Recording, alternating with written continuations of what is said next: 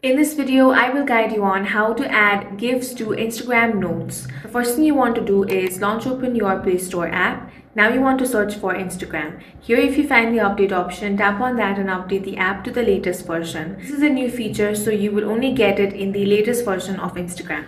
Now go ahead and launch open the Instagram app. Make sure to log into your account. Now you want to tap on the DM icon. Then you will find the Your Note option. Go ahead and tap on Share a Note. Now you will find three different options over here: music, location, and then GIF. Go ahead and tap on the GIF option. Now from this list, you can select whichever GIF you want. If you want to search for a GIF, tap on the search bar and then simply search for that. Now go ahead and select one. After that, you can type in something over here as well. Then tap on the share option. As you can see, your note has been shared, and in this way you can add GIFs to Instagram notes. If you found this video useful, make sure to hit the like button and subscribe for more videos like this.